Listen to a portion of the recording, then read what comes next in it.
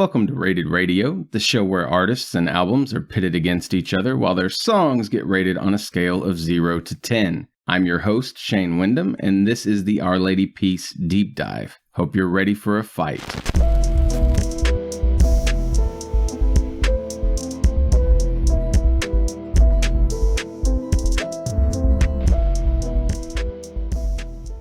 We will start here with one of the albums I handpicked, which was Clumsy from 1997. This was my top album. Of the 11 tracks, I thought 8 were great, but none of them got a flawless rating. My bottom track was Hello Oscar, and my top track was Clumsy. The music makes me feel like I'm Pinocchio, but with a lot of anxious foreboding. Maybe not the best descriptor, but there it is. I still really enjoy this album. Next handpicked album was Spiritual Machines from 2000. This was my middle album. Of the 15 tracks, I thought 10 were great, even though none of them got a flawless rating. My bottom track was RK 2029 Part 2, and my top track was a toss-up between In Repair, Are You Sad, and Everyone's a Junkie. The music makes me feel like my favorite people showed up at my therapist's office with hope on offer. And the album that rolled at random was Somethingness from 2018.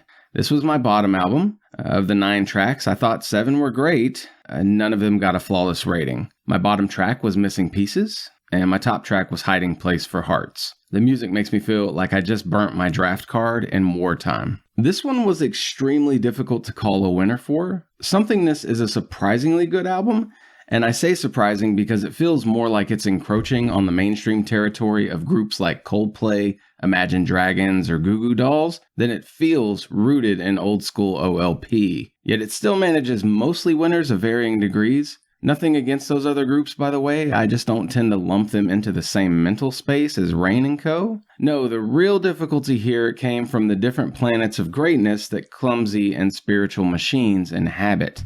It's like trying to choose between Mars and Saturn. Spiritual Machines has all the weird RK skits which rarely fit with the uplifting and touchingly vulnerable lyricism. Every song on that fucker is stellar in its own way, even if the bridges tend to be fumbles and the endings are too repetitive. I mean, that can be said about most songs on all 3 of these albums, though. Clumsy is brooding, lyrically strange, and has a few skippable tracks while also landing higher marks than the rest in spots because of its music-first focus. And ultimately, it came down to the fact that I think Clumsy is more musically interesting than the rest. Saturn is eerie at times, though mostly like watching a jewel sparkle in the dark. Mars you could set foot on though, and it has plenty of its own rare wonders to behold, so I went with Mars. Doesn't mean I wouldn't be on the red planet telescoping that ringed beauty and her moons on the regular. If you can't tell, I really like this group, always have. Made as prose as hit or miss, plenty of their tracks want for faster endings, plus more words and solos in the bridges, and I've begun doubting anything else they do will ever stand toe-to-toe with the Happiness disc. But their 90s era sound, Rain's solidly unique voice, and those haunting lyric lines left unfinished keep them from ever feeling lost in the crowd of music clanging around in my head. Doesn't hurt that none of the 7 albums of theirs I've now covered on the podcast have been bad, making them very much a safe bet if you want to have a worthwhile discography deep dive of your own. Please like or comment if you're still listening, and remember, you can send all kinds of feedback to rated_radio@yahoo.com,